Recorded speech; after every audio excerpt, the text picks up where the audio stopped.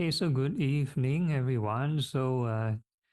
Tonight we're still continuing this series on hell. Today we'll be talking on a different sutta. So last week we talked about how this particular monk that criticized certain Buddha's chief disciples, arahants, and eventually he got reborn in certain levels of hell, and we kind of introduced the kind of different lengths or the lifespan of different hells. So today we are talking about this Devaduta Sutta. Yeah, Devaduta Sutta.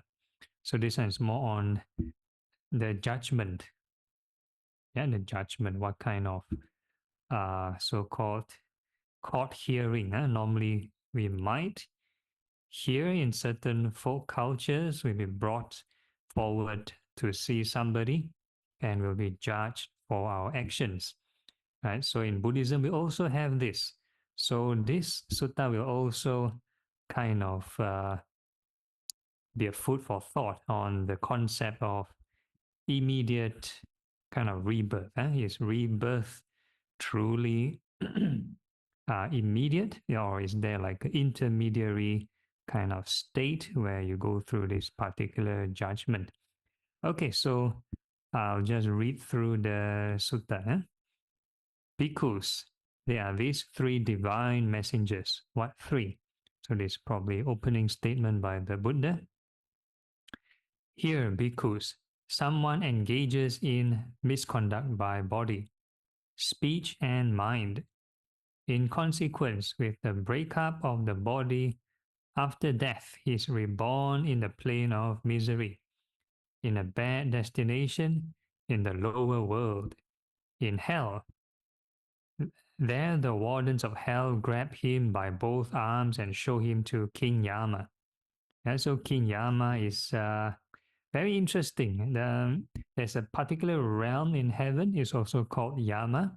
And this King Yama somehow, he kind of presides in the realm of hell, or sort of in charge of the hell realm. So is hell upstairs or downstairs? We kind of, in terms of latitude, we won't know, but in terms of mind state, hell realm is definitely due to bad actions and by body, speech, and mind. That's why people are born in the hell realm. Okay, so I'll just continue reading, saying, this person, your majesty, did not behave properly toward his mother and father. He did not behave properly toward ascetics and Brahmins, and he did not honor the elders of the family. May your majesty inflict due punishment on him. Right, so the subjects are like the lawyers. So the wardens and the lawyers kind of give the opening statement to this King Yama. So whatever bad deeds that is done, or being disrespectful and so on, will be announced. Then King Yama questions, interrogates, and cross-examines him about the first divine messenger. Good man, didn't you see the first divine messenger that appeared among human beings? And he replies, no, Lord, I didn't see him.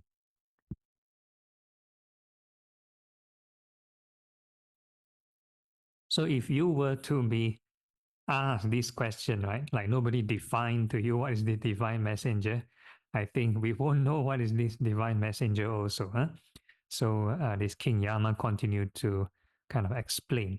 Then King Yama says to him, but good man, didn't you ever see among human beings a man or a woman, 80, 90, or 100 years of age, frail, bent like a roof bracket, crooked, wobbling as they go along, leaning on a stick, ailing, youth gone, with broken teeth, with grey and scanty hair or bald, with wrinkled skin and blotched limbs? And the man replies, yes, Lord, I have seen this. And so the first divine messenger is aging. Aging. Right? Next slide. Then King Yama says to him, good man, didn't it occur to you an intelligent and mature person. I too am subject to old age. I am not exempt from old age. Let me now do good by body, speech, and mind. No, Lord, I could not. I was heedless. Right? So I think there are many factors. Sometimes seeing old age alone, will it inspire you to do good? I think that a lot depends on the upbringing of the person, or what kind of information they receive, what kind of peer influence, or what kind of teachers they come across, what kind of values they uphold. So in this case, ultimately, when we talk about afterlife, normally it's got to do with the morality issue. Then King Yama says, through heedlessness, good man, you have failed to do good by body, speech, or mind. Surely they will treat you in a way that fits your heedlessness. That bad karma of yours was not done by your mother or father, nor by your brother or sister, nor by your friends and companions, nor by your relatives and family members, nor by the deities, nor by ascetics and Brahmins. Rather, you were the one who did that bad karma, and you yourself will have to experience its result. So in short, we reap what we sow. So if a person does bad deeds, they're kind of like reborn in this hell realm. Then this King Yama will kind of make you hold accountable to your deeds. So you won't be blaming, okay, this person did it, right? But you have to acknowledge that the accused, which is the person in hell, brought to hell, has done the certain bad actions. Okay, next. And King Yama has questioned, interrogated, and cross-examined him about the first divine messenger. He again questions, interrogates, and cross-examines him about the second divine messenger. Good man, didn't you see the second divine messenger that appeared among human beings? And he replies, no, Lord, I didn't see him. Right, so there's a second divine messenger. So again, from the picture and description, second divine messenger would be sickness. Then King Yama said to him, but good man, didn't you ever see among human beings a man or a woman, sick, afflicted, gravely ill, lying in his own urine and excrement, having to be lifted by some and put down by others? And he replies, yes, Lord, I have seen this. So this the second divine messenger on illness. So the same thing, a person see aging and illness uh, depends a lot on their upbringing. So if we come across spiritual teachings or influenced by values, positive values, then we might do something about what we see on this aging and sickness. But if, let's say, a person who hasn't encountered moral values, they might think of something else. Or you might live once, YOLO, and they do all kinds of immoral things, and they think, okay, enjoy life to the fullest. Okay, next. Then King Yama says to him, good man, didn't it occur to you, an intelligent and mature person, I too am subject to illness. I'm not exempt from illness. Let me now do good by body, speech, and mind. No, Lord, I could not. I was heedless. And same thing. Then King Yama says, through heedlessness, good man, you fail to do good by body, speech, or mind. Surely they will treat you in a way that fits your heedlessness. That bad karma of yours was not done by your mother or father, not by brother or sister, not by friends or companions, not by relatives and family members, nor by deities, nor by ascetics and Brahmins.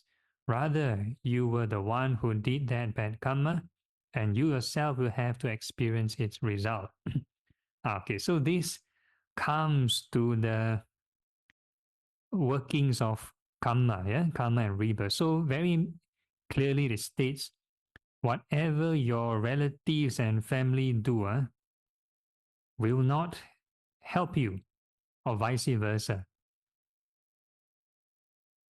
both good and bad actually. So when we talk about dedication of merits, the idea is for the hungry ghosts to rejoice in your goodness. So the hungry ghosts have to create their own good karma. And the hungry ghosts have to create their own good karma. You cannot do something and transfer to the other party who doesn't acknowledge us or don't want to get involved. So the only way to so-called help your deceased relatives is to do good deeds and then dedicate those merits. And likewise, if someone rejoices in your bad deeds, then that will definitely sort of like in a way transfer that bad deed over to the other person, whoever rejoices. So the person who rejoices in a bad deed will create their own bad karma. Doesn't matter whether is it a family relative or a deity or whatever it is. So that is how karma works. That means we create our own karma. We plant our own causes and we will reap the results. Okay, next.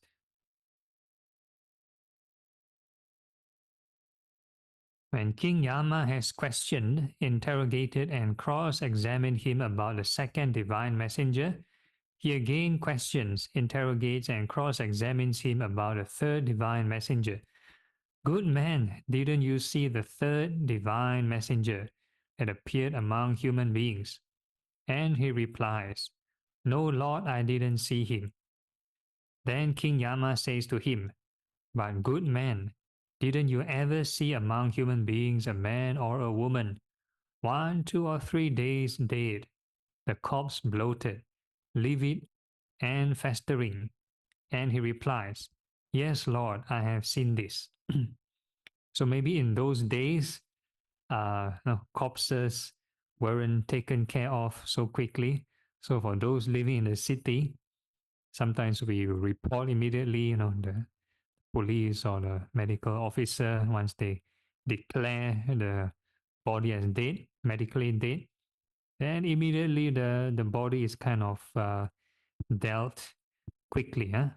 So sometimes we may not be able to see the actual decomposition of a corpse, right? So of course, this is an excuse for a person to do bad deeds to say, no, I didn't see, right? So maybe King Yama might rephrase differently to different people of different living conditions. Okay, next. Then King Yama says to him, Good man, didn't it occur to you, an intelligent and mature person, I too am subject to death. I am not exempt from death. Let me now do good by body, speech, and mind. No, Lord, I could not. I was heedless. So every day we see death. We might see through the news or hear from the news, or we might walk past a funeral. We encountered so many so-called sights of death, and we might not do anything about it. Right? So we always talk about the Buddha's life story. The Buddha would be the opposite. When he was a prince, he heard about aging, sickness, and death. Immediately he wants to do something about it, to overcome birth, aging, sickness, and death. So it requires a person of great merit to have this kind of wisdom to do something. Okay, then King Yama says, Through heedlessness, good man, you have failed to do good by body, speech, or mind. Surely they will treat you in a way that befits your heedlessness. That bad karma of yours was not done by your mother or father, nor by your brother or sister, nor by your friends and companions, nor by your relatives and family members, nor by the deities, nor by ascetics and Brahmins. Rather, you were the one who did the bad karma, and you yourself will have to experience its result. Right? So this is the common stock formula, repetitive formula. Okay, next. When bhikkhus, King Yama has questioned, interrogated, and cross-examined him about the third divine messenger. He falls silent. Then the wardens of hell torture him with the fivefold transfixing. They drive a red-hot iron stick through one hand and another red-hot iron stick through the other hand.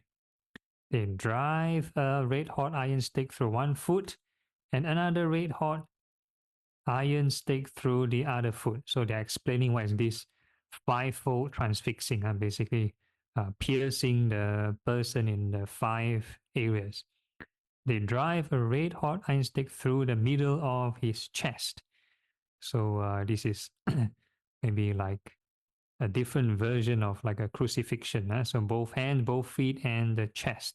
So basically it's like killing the person. So there he feels painful, racking, piercing feelings, yet he does not die.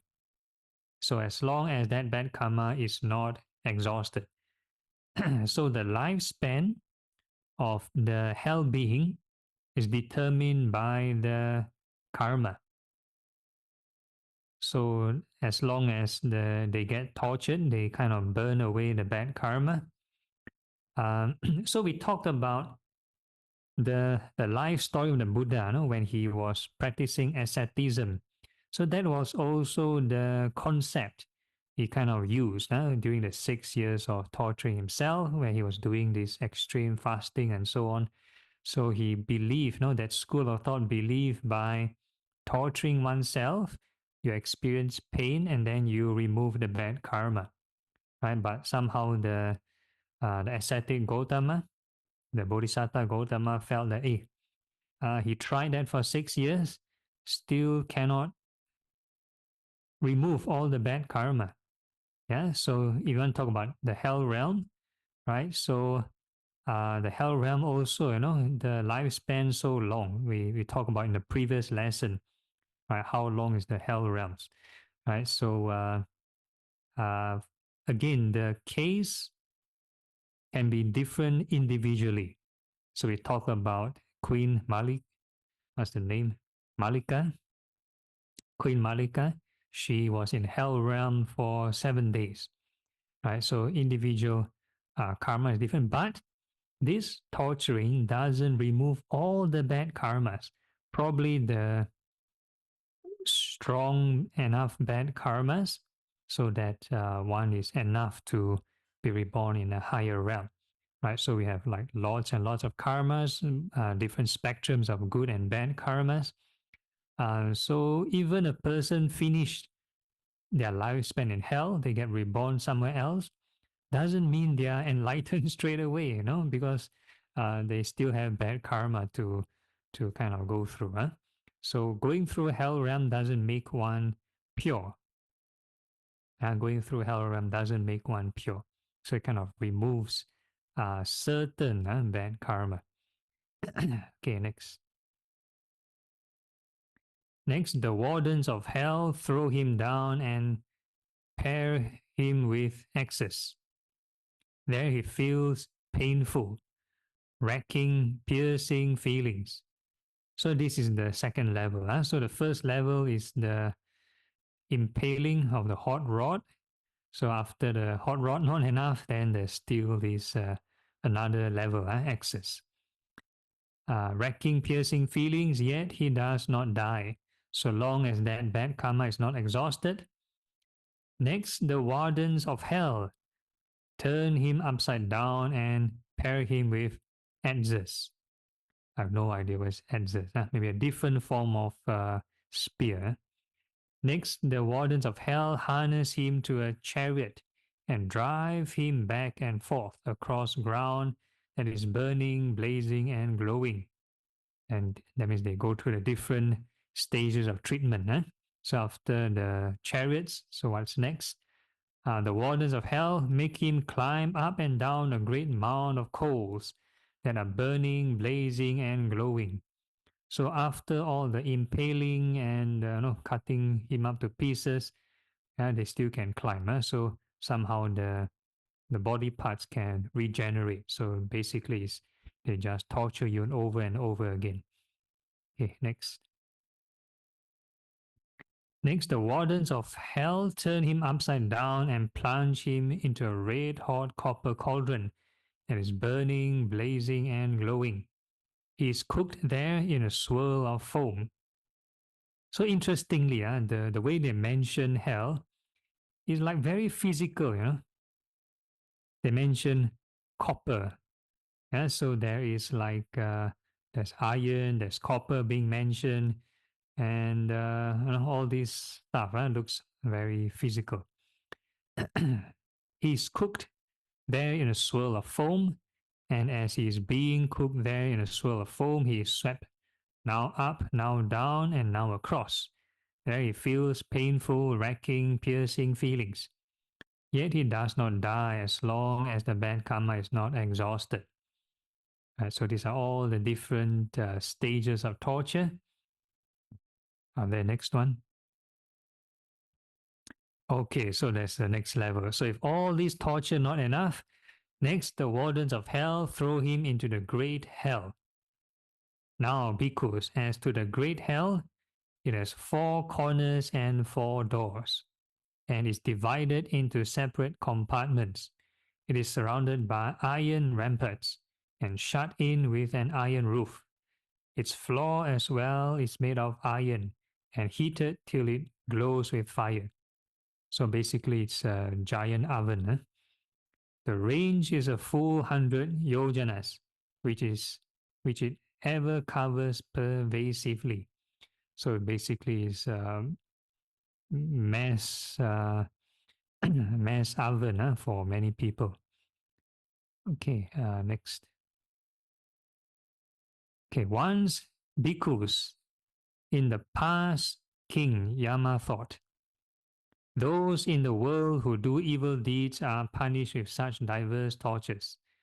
Oh, that I might attain the human state, that a Tathagata Arahant, perfectly enlightened one, might arise in the world, that I might attend upon that blessed one, that the blessed one might teach me the Dhamma, and that I might come to understand his Dhamma. Right, so even the King Yama wish to also see the Buddha. Because I'm not repeating something that I heard from another ascetic or Brahmin, but rather I'm speaking about a matter that I've actually known, seen, and understood myself. So the Buddha is able to know what this King Yama is thinking.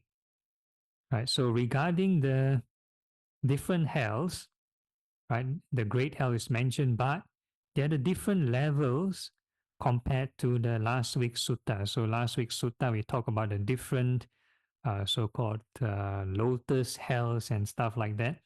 So the Mahayana interpretation of the lotus hells are the cold hells. So whereas now we see this description earlier, all the hells here are the hot hells, the oven and the burning. So there's a hot and the cold department. Okay, next. Though warned by the divine messengers, those people who remain heedless sorrow for a long time, having fed on to a lower realm. But those good people here who, when warned by the divine messengers, never become heedless in regard to the noble Dhamma, who having seen the peril in clinging as the origin of birth and death. Okay, so the keyword is good people.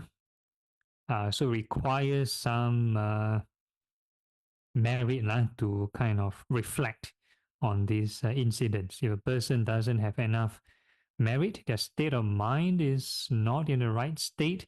If a person see death, they might have very different ideas. Who, having seen a peril in clinging as the origin of birth and death, are liberated by non-clinging in the extinction of birth and death. Those happy ones have attained security. They have reached Nibbana in this very life. Having overcome all enmity and peril, they have transcended all suffering. So the keyword here, those happy ones have attained security. That means a person need to experience liberation.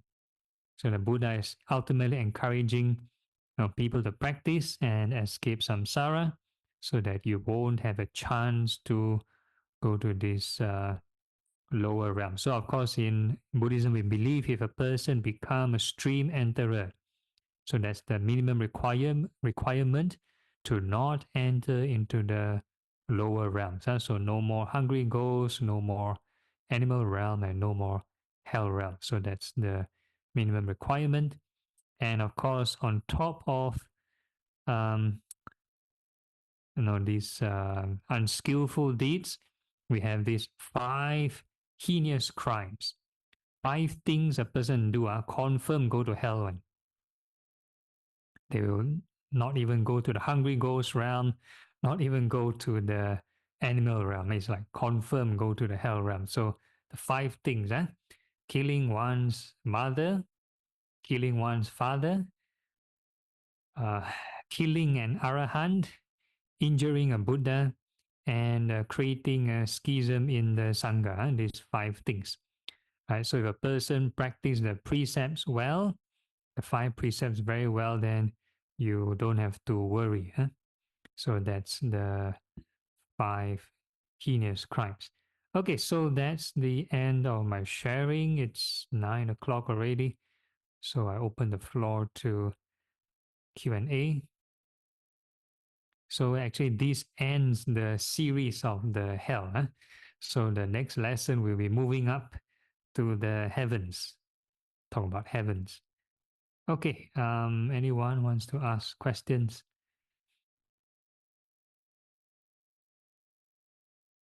All okay? No issues, very familiar with the hell already. I have a question. Okay.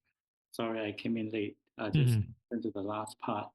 I guess the part that you mentioned about the heinous crime that would definitely go to hell, the involving injuring Buddha, or killing the Arahant.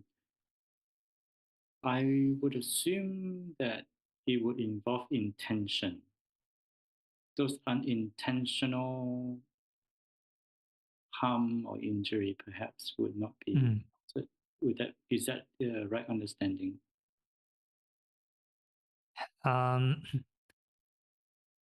Intention, yes, intention could be one. Yeah, one factor. Yep. Because I was thinking about the history of the life of Buddha when he received the offering and he got ill from it. Okay. The person who provided the dana was with good intention. Yeah, correct. Yeah. But it's not. They did not foresee that the food was something. Yes, that's right. Yeah. So intention is the key factor, right? So same thing for precepts. The intention is the factor to breaking the precepts. If a person has like an intention to kill or to steal, and that would break the precept. So similar to the heinous crimes, one must have an intention to want to kill or harm the Buddha or the Arahant, and that would be the main factor. Yep, very good point.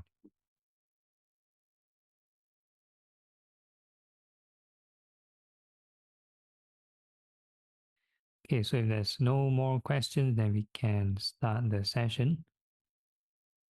So we can mute the microphone, find a comfortable position.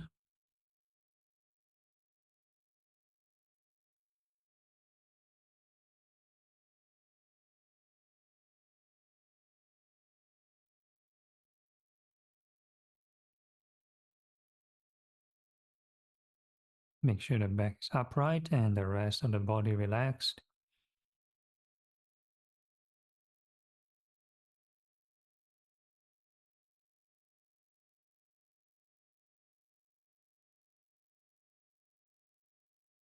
Okay, so today's teaching is on the theme of reflection on this aging, sickness, and death, and three divine messengers. So we normally apply it in the impurities of the body meditation, so we can kind of review how it's so-called beneficial for the mind. Okay, so the first thing we're going to do is we're going to visualize the body, starting with all the hairs from head to toe. And while visualizing the hairs, we're going to wish them well and happy. Thoughts of non-anger to first make peace with the hairs, reduce aversion. So every time you generate a new image, new patch of hair, you wish it well and happy. And once you finish the sentence, then you move on to the next patch of hair.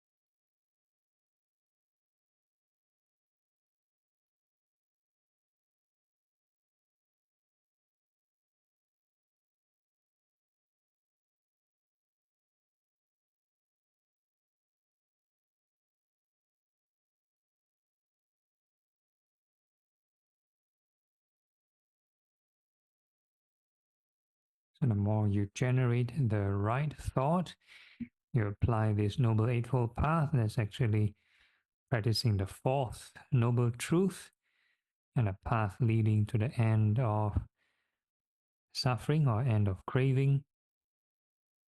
And if you do it correctly, it should lead to the third Noble Truth, which is the reduction of craving and tension and suffering.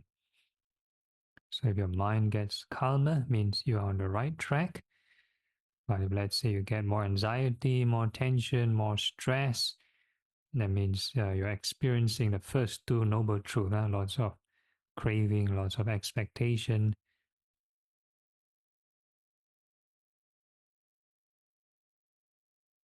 So the key here is to keep on generating right thought, wishing the hairs well and happy.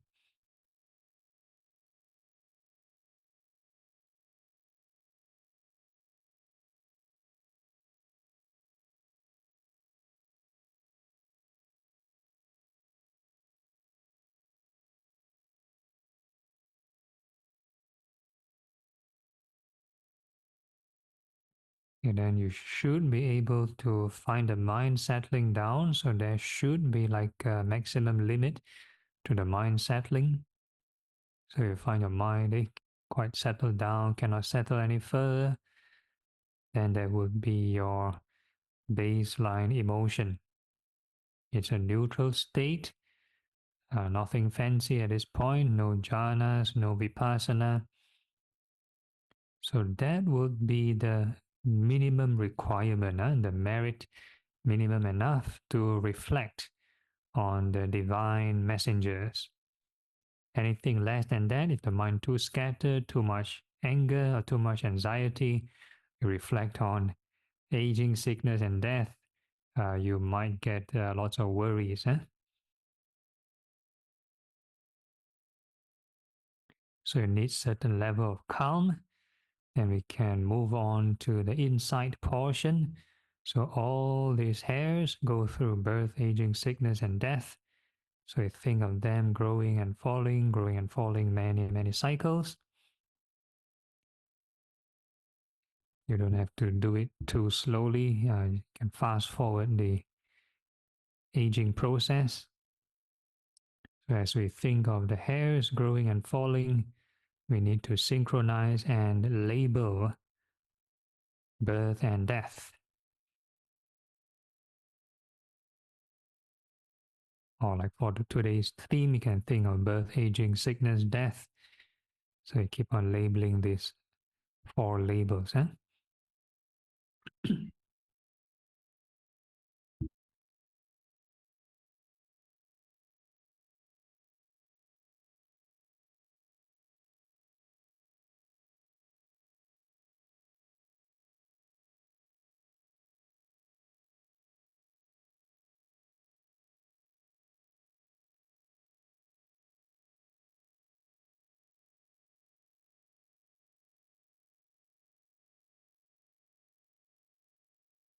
And where there is true detachment or letting go, then it should be, feels very free or feels very joyful.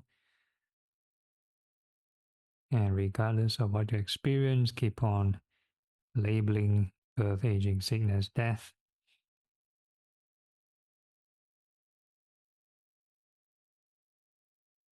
Keep generating the right thought and keep treading the middle path.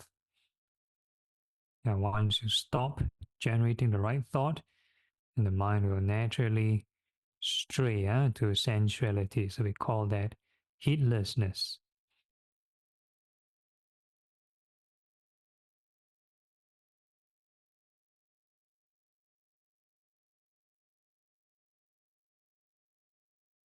All the stray thoughts are very distracting, very fanciful.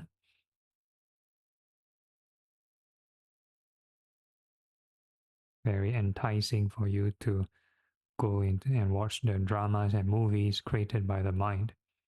So try not to sidetrack. Stick to the theme, mindfulness of this birth, aging, sickness, death. Keep looping. Don't have to over dramatize. Make sure it's fast. Birth, aging, sickness, death of the hairs. Once you go into drama, that is actually going into sensuality.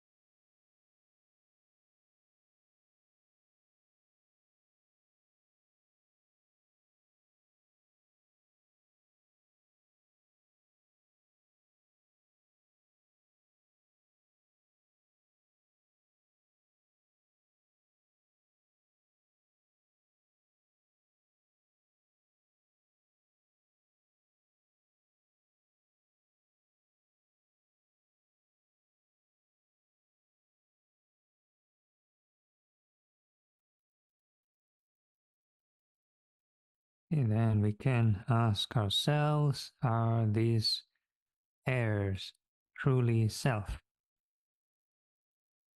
Can we tell the hairs not to go through birth and death?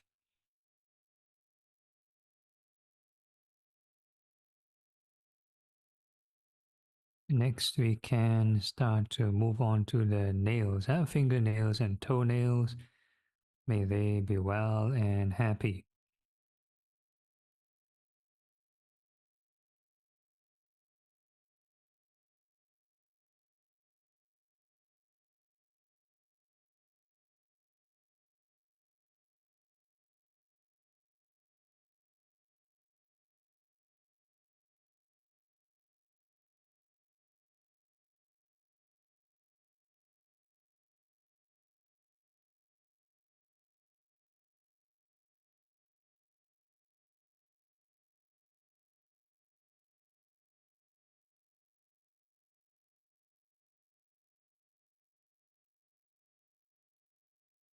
And all these nails go through birth, aging, sickness, and death.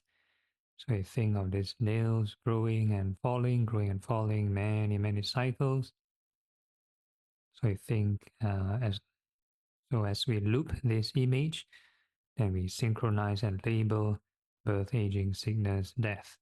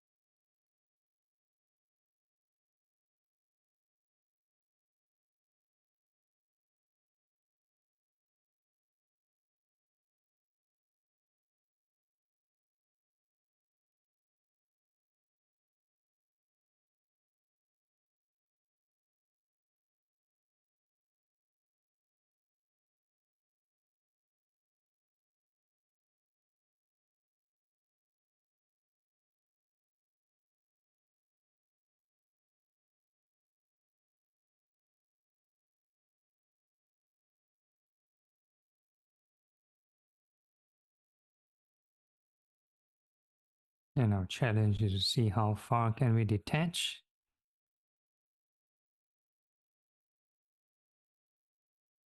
And this sense of peace, or this emotion of peace, actually has a certain location and circumference.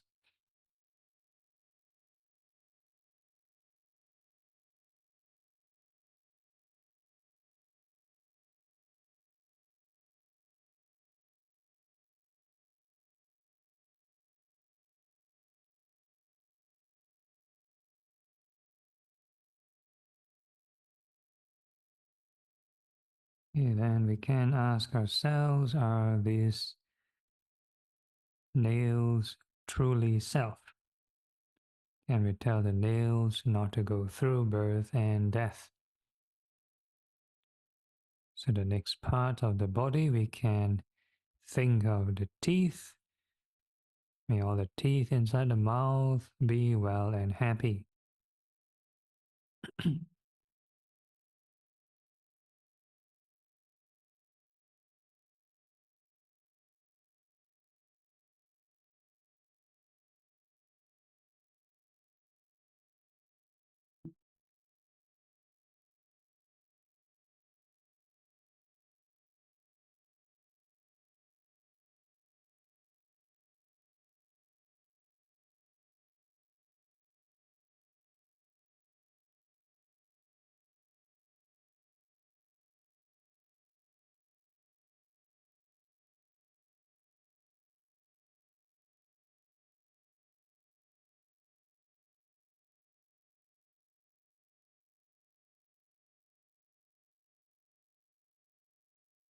And all these teeth go through birth, aging, sickness, and passing away.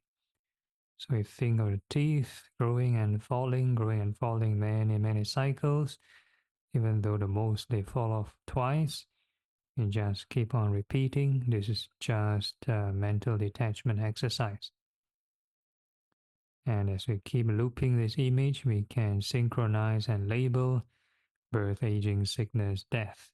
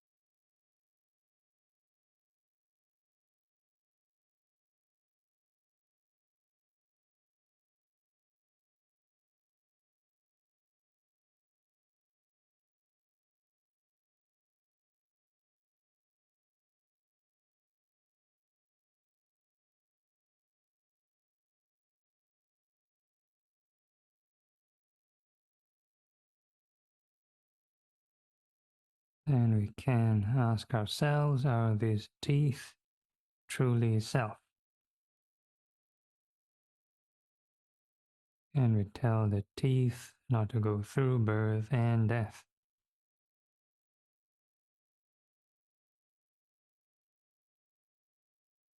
So the next part of the body, we can think of the skin that surrounds the entire body, and we wish them well and happy.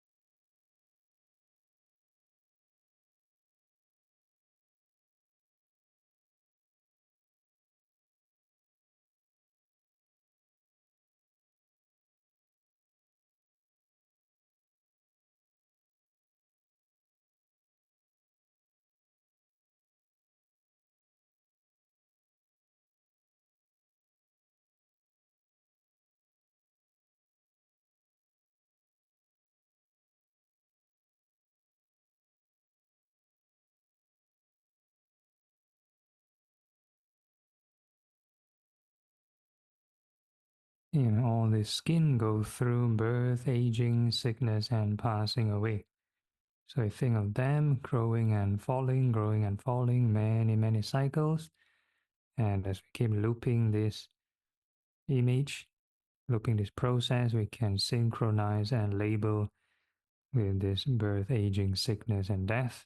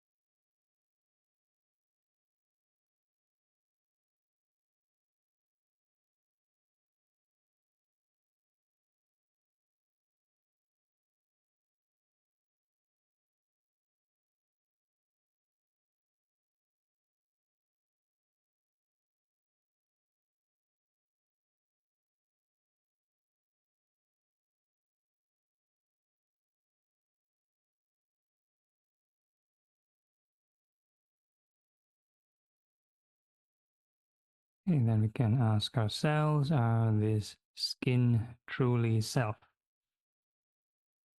Can we tell the skin not to go through birth and death?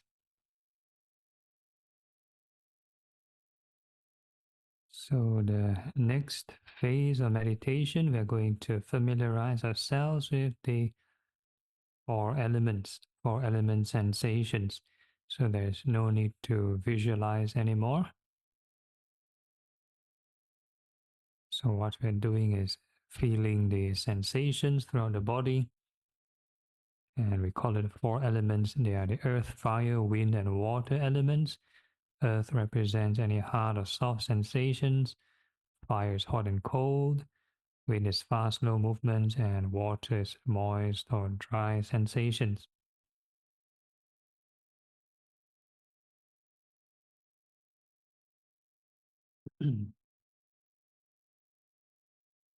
So all these elements, all these sensations, we let them appear naturally by themselves. We do not control, do not deliberately generate them. And the whole idea is to first make peace with them. So whatever sensation arise, same thing, we wish them well and happy. New sensation appear well and happy.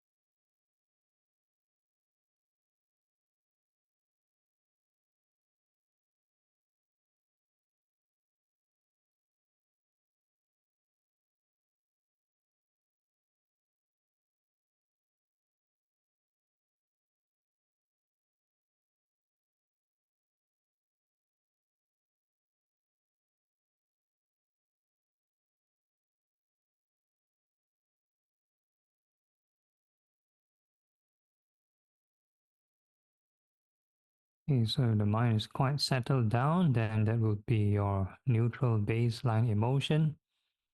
So now we are going to experience how to so-called reflect on the divine messengers in a more heightened state of mind, a more meritorious state of mind.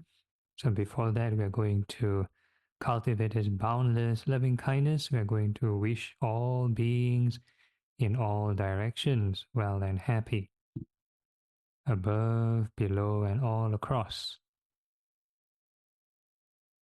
No need to push the mind, let it extend naturally by itself. It's just a gentle wish.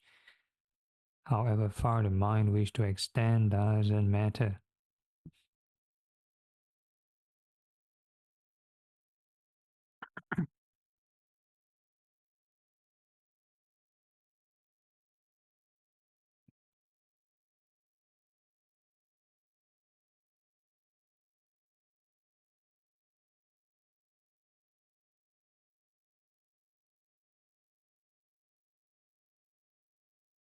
And in that widened sphere of attention, we are going to perceive all beings as the four elements.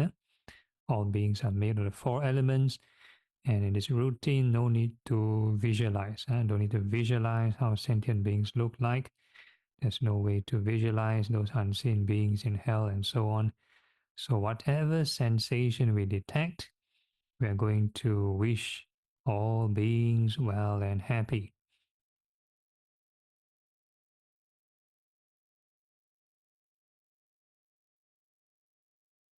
Yeah, new sensation appear. May all beings be well and happy. So the wish now is for all beings, more boundless, non-discrimination approach. It doesn't matter whether the sensations are inside the body or outside, near or far, small or large area. Once you detect something, we're going to wish all beings well and happy.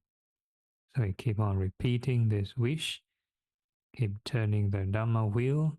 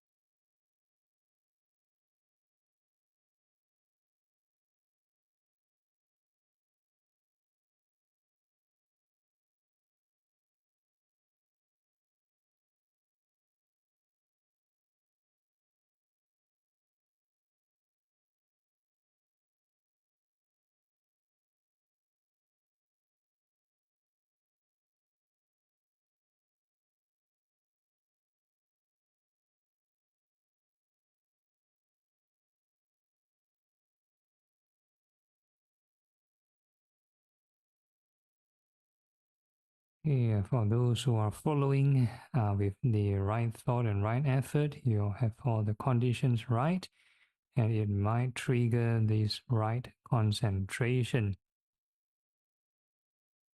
So if the emotion feels more pleasant than the neutral baseline emotion, then that would indicate the first level of concentration. And regardless of what you experience, keep on wishing all beings well and happy.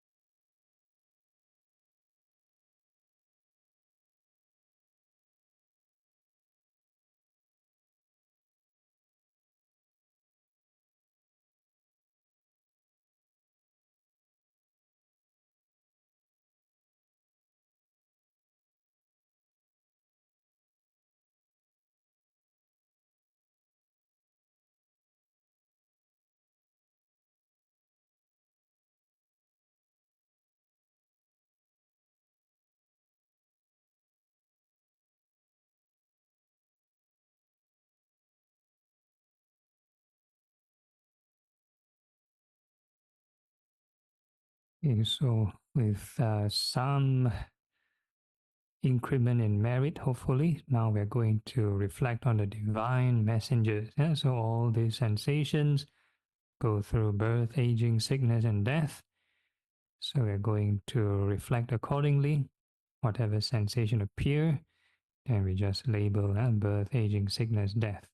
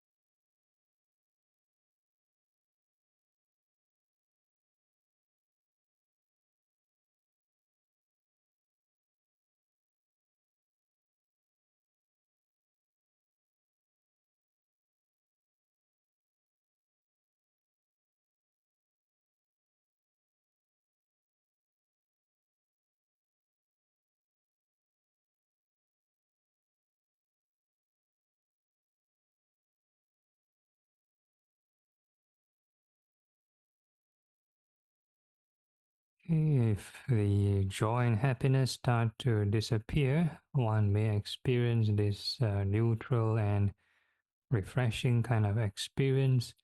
So we call that equanimity.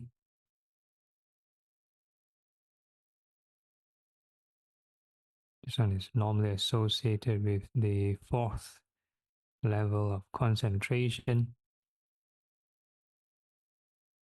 And regardless of what you experience, keep on labeling birth, aging, sickness, and death.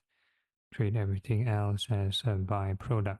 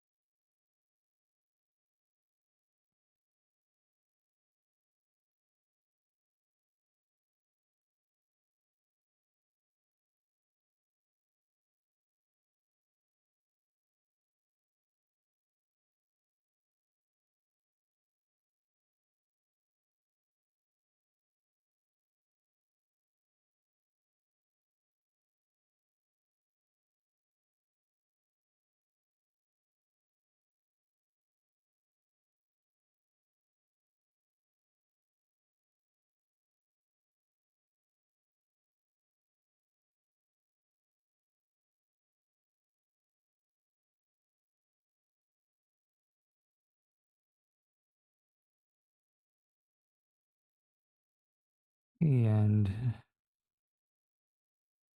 now we are moving on to the second sublime state, which is compassion.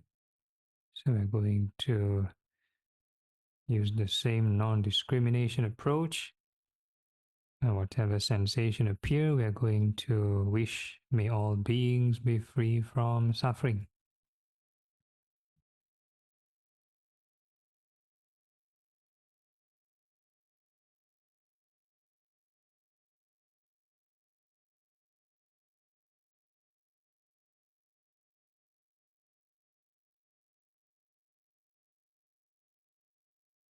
To be very clear, or we call right view, that this meditation is more on mental strengthening. It is not to resolve external sufferings, lots of war and whatever going on outside. There's no way to end the external problems. So please do not over imagine, do not dramatize, no planning, no storytelling in the mind. So we just stick to the recharging, recharging the mind, whatever sensation appear. May all beings be free from suffering.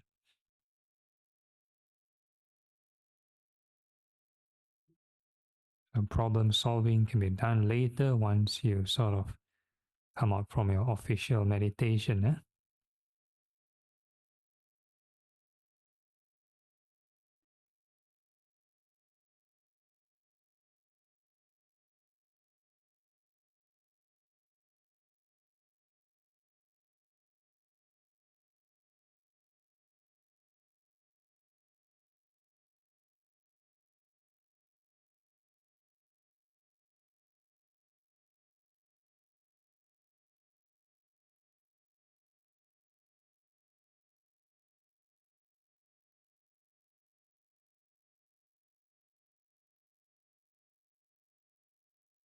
So if you are caught up in your dramas and storytelling of the mind, so that itself is clinging and suffering, being dragged around in the mental samsara.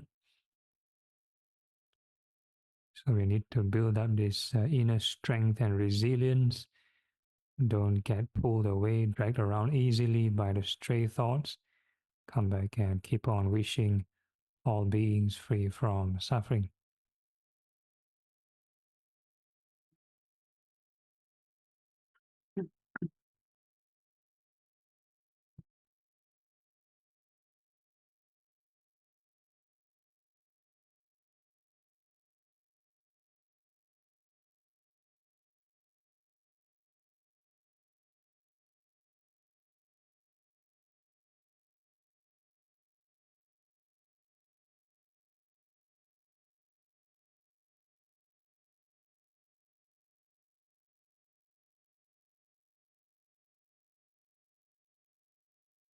If all the conditions are right, you have the right thought, right effort, everything, it will trigger this right concentration.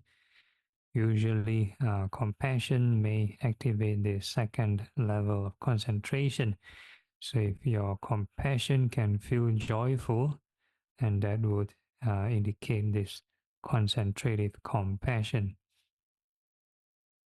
So, regardless of what you experience, keep on wishing all beings free from suffering.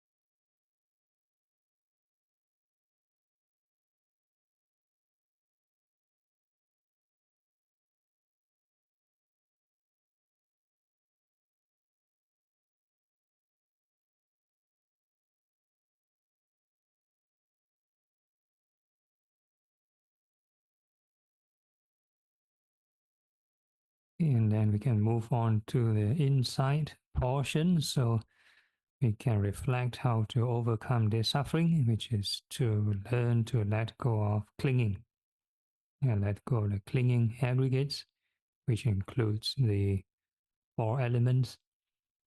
So basically, whatever sensation appear, we are going to label birth, aging, sickness, death, synchronize with whatever you observe.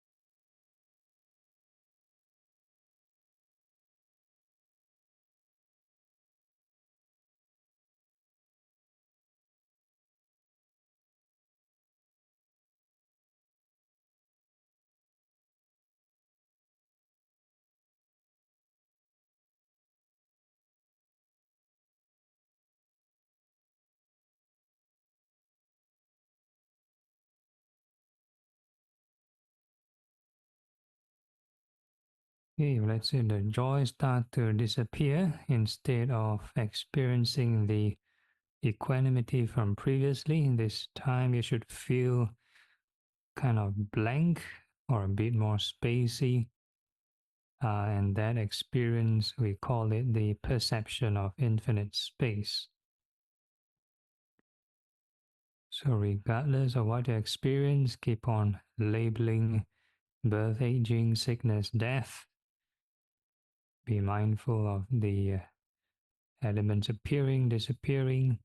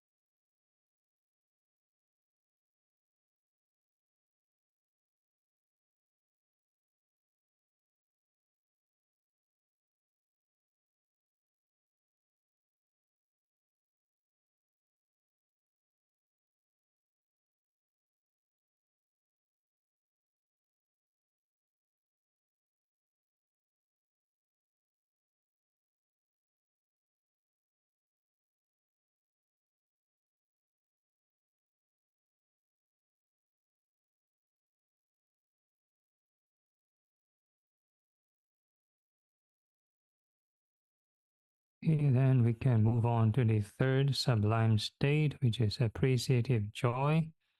So we are now going to rejoice in the accomplishments of all beings. So whatever sensation appear, basically all beings go through this moment-to-moment experience, or that they'll gain experience every moment. So similarly, whenever we detect any sensation, we also gain a new experience. So whatever sensation appear, we can rejoice with all beings.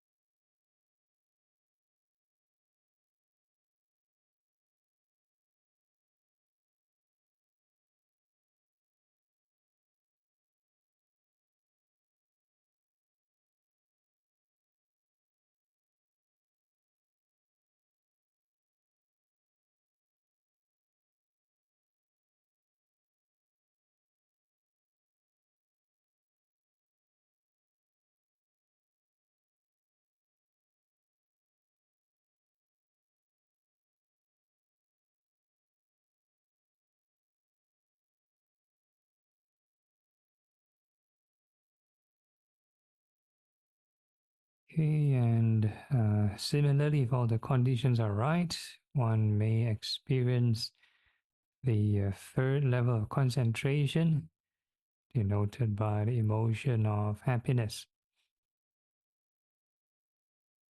And regardless of what you experience, keep on rejoicing with all beings.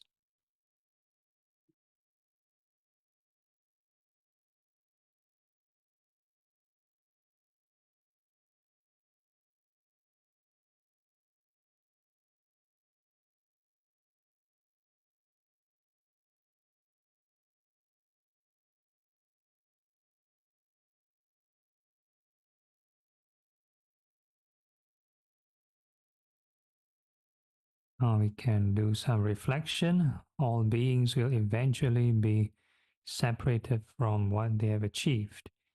So likewise, all these sensations don't stay with us forever. So all these sensations, we can keep labeling how they go through birth, aging, sickness, death.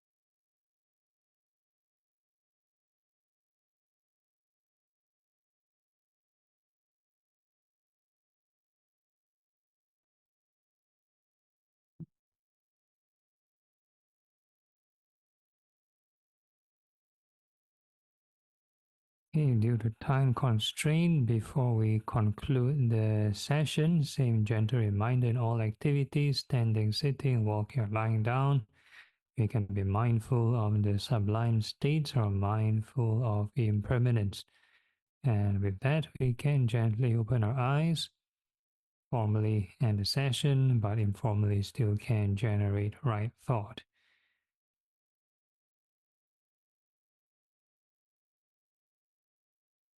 Okay, any problems or questions from anyone?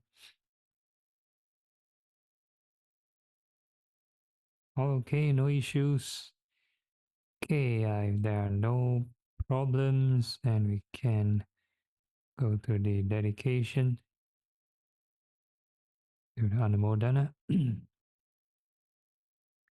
Akasata cha Bhumata Devanaga Mahitika Punyang tang anumoditva Chirang rakantu loka sasanang Etavata cha amhehi Sampadang punya sampadang Sabe dewa sabe bhuta sabe sata anumodantu Sabba sampati siddhya.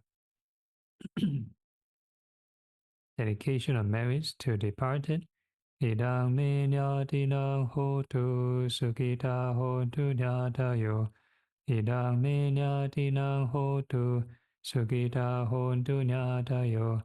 Idang me nyatinang hotu sukita hotu nyatayo. Aspiration. Imina punya kamena mame bala samagamo. Satang samagamo hotu yavani bhanapatiya. Sadhu, sadhu, sadhu. Okay, and we end off by paying respects to the Buddha, giving 3 bows. First bow, second bow, third bow.